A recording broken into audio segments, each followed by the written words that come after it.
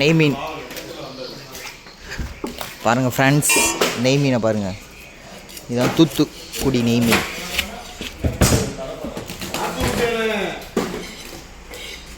எவ்வளோ ஃப்ரெஷ்ஷாக இருக்குது பாருங்கள்.